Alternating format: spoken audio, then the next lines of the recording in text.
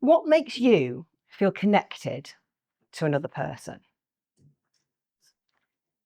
When I occasionally work in London, I like to try a little experiment. I challenge myself to see if I can get 5 people to smile at me on my commute to the office. Not many people are smiling at 7:30 in central London. Some days, nobody smiles back. But I keep going because maybe the next person will. And when they do, I get this little burst of connection. And I hope they do too. And I like to imagine all these smiles rippling out across the city, taking little moments of connection from person to person. Even the Romans knew the importance of connection. We were born to unite in community with the human race. That was the philosopher Cicero 2,000 years ago. But it's even older than that.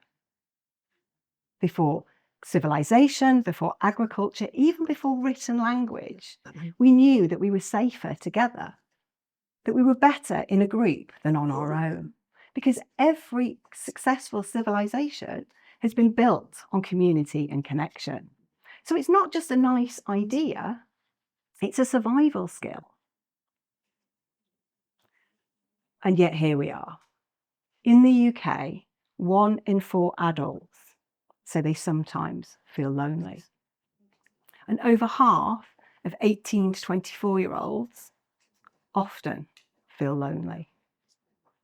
Over 8 million of us are on antidepressants. And in Japan, one of the most technologically advanced societies on the planet, they have whole pockets of society who never leave their rooms. They've withdrawn completely. They call them hikikomori. They even have a word for dying alone and not being found for weeks or even months, kodakushi. They're having to create words for their new reality. My mission is to spark 1 million moments of connection. Those moments where we all feel seen and heard, even just for a moment. Because loneliness is killing us. Loneliness reduces life expectancy by 26%. That's the same as 15 cigarettes a day. So how did we get here? Does anyone remember the days before you had to put your car registration in a car park ticket? You'd put your money in, you'd go and do your thing, you came back, and you'd notice you had about half an hour left on your ticket. So you'd look around the car park for someone just arriving, and you'd spot them, and it was, hello, there's time on this if you want it. That's 2 people's days made better in an instant. And then along came the techies with their efficiencies and their productivity metrics, and into the coffers went untold amounts of extra revenue. But out went a daily opportunity for human connection. Technology is supposed to save us time, save us money, and keep us connected. But it's systematically smoothing away the human friction, those little moments of joy that bring meaning to our life. The world is run by techies, accountants, and engineers. They have brilliant minds, but they're not always focused on the human impact of their inventions. Do you remember back in the day, in the office, 5 minutes before a meeting, we'd catch up with our colleagues. We'd chat about children and holidays and really strengthen and build those bonds between us within our teams. Now, we can log on at 8:59. We log off at 9:01, and it's a whole day of back-to-back online meetings with no time to breathe. Even when we're in the office and restaurants, it's QR codes to order and to pay. No more sending your compliments to the chef or saying thank you to the wait staff. And customer service is a 30-minute fight with a chatbot before you get cut through to a human who then gets the full force of your frustration. We're raising our children in such a transactional world. We click to buy, we swipe to match. And is it any wonder that they're disconnected and disengaged when they start their jobs from their bedrooms and they might leave without ever having met their colleagues? We're at a crossroads. Do we want to be passive participants in a world of technology? Or do we want to live lives filled with joy and meaning and connection? I've been working on human connection with people for the past 20 years, not on a thesis or in a lab, but on commutes, on trains, in offices and training workshops. And the good news is we can. We can choose connection. But it is a conscious choice and it's changing our habits. 8 weeks ago, I was on a train platform. The train was delayed, then cancelled, then reinstated, then cancelled. I was very late and quite angry. And I was sending frustrated messages to everyone in my phone complaining.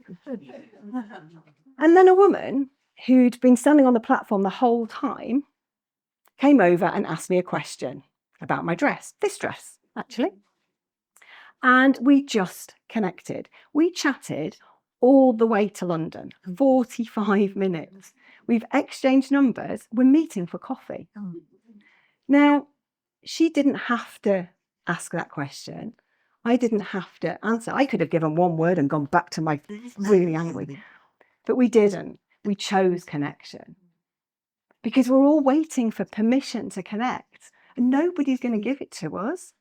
We have to choose it and go first. Now, these days, quite a lot of people work at home, so you can't really sit there smiling at spreadsheets. Although I know some of you probably do. And how does this show up at work? Well, loneliness costs UK employers over £2 billion a year. And that's not counting the human cost. Can you imagine a world where everybody felt they belonged in their workplace? Where everybody felt that it was okay to say what they really thought without fear of being judged or criticised? Or even when you're working from home, that you feel like you're part of something bigger and more worthwhile. Because we can create that. We can do that with our habits. One of the things that I talk about in my work is something called strategic unavailability. Don't worry, it's not about ignoring people. What it means is that we're making sure we have time for the really important things. Because when we're available for every conversation, every email, every WhatsApp, we're actually preventing connection in our teams. One of the managers in my programs came up to me after we'd been talking about this and he said, "This is changing my life." He stopped immediately responding. And what happened was his team started talking to each other. They even started asking questions of other teams. Because what he'd done by trying to always be helpful is that he had made himself the bottleneck for human connection. Because strategic unavailability isn't just about being unavailable. It's about making sure that we're available for the really important conversations. And then when we are available for those conversations, making sure that we really listen. Another manager challenged himself to pause before jumping into problem solving, because we all tend to do that, don't we? And he'd just stop and he'd listen and he'd ask a question. And sometimes he'd ask another question. And what happened was his team started to feel heard and valued. They grew so much in confidence. They started breaking down the silos that were stifling that organisation. And the only thing he changed was one habit. He started listening. Because we are our habits. Back in the 1960s and 70s, nobody wore a seatbelt. Nobody wanted to wear a seatbelt. Some cars didn't even have seatbelts. Now, what is the first thing that we do when we get into a car? We put on our seatbelt. And we do it because it's a habit, and it's a habit because it saves lives. But governments had to legislate. They had to make it the law that we had to wear a seatbelt. Now, no government is going to legislate that we have to be more connected. So we have to do it for ourselves. Every day, by choice, decision by decision. Because we are handing over control to technology day by day, task by task, and it is happening so incrementally, we barely even notice. So what can we do? It's really simple things, like talk to someone in a queue.